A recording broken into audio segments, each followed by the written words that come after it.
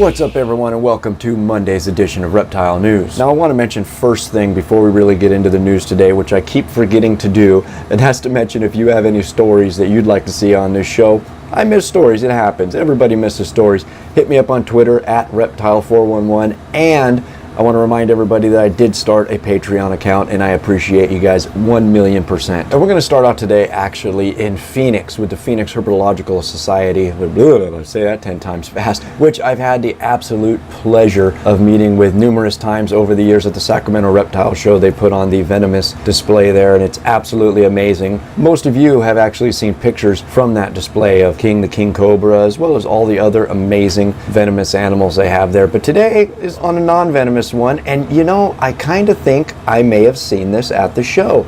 Today is a crocodile named Stubbs. Now obviously this crocodile is named Stubbs because he is missing a portion of his body, and that being a tail. He was in an illegal trafficking scheme back in 2013 when he lost his tail and was eventually transferred over to the Phoenix Herp Society. Now obviously they tried a prosthetic tail. The first one they tried was of plaster, but it just didn't work out too great, and this new tail that Stubbs has gotten is, I'm pretty sure, probably the first of its kind of any amputated lizard part, but this first one is a 3D printed tail. Equally as awesome with this story is they used a software to depict the size of the crocodile and how to adapt the tail into the future, which is absolutely amazing.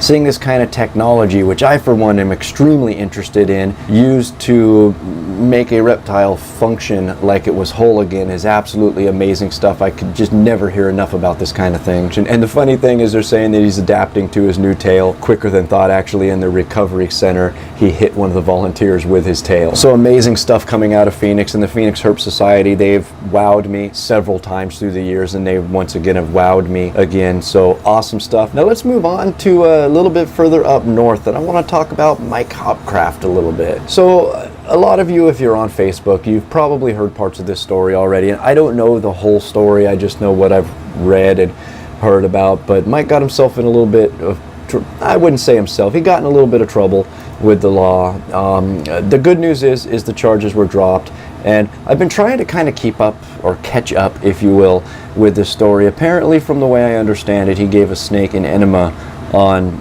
a Facebook video, which I gotta be honest here, for taste, I'm not sure it was the best thing to do.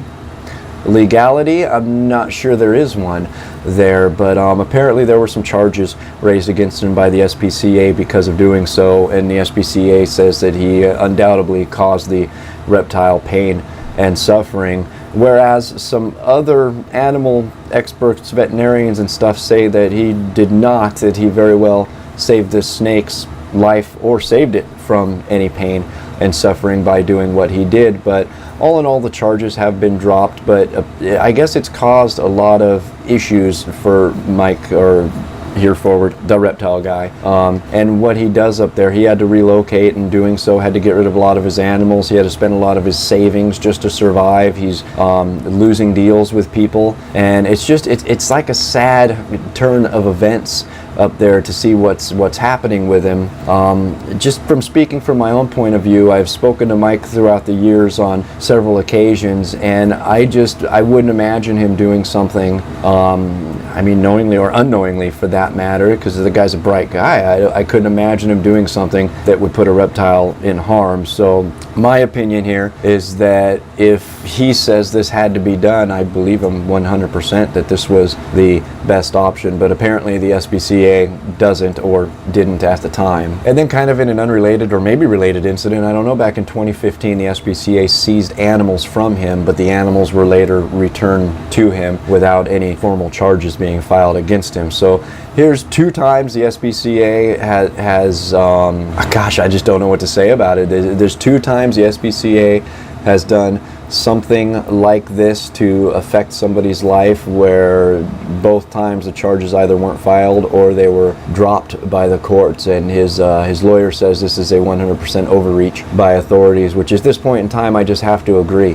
Like I said, I don't know, there's so many intricate little details that I see here and there, but again, I could not believe Mike doing anything that would harm a snake. So I'm gonna have to side with him on this, and I'm glad the charges were dropped, although at the same time I'm disappointed disappointed. I'm sad that he's put up with so much suffering because of it. And that, my friends, is going to be all your news for this Monday. If you'd like to read any more about these stories, those links are right down below here in the description. And as always, if you're still watching, my name is Jason White, and now you know what's going on in the reptile world. Be good to each other, and we'll see you Wednesday.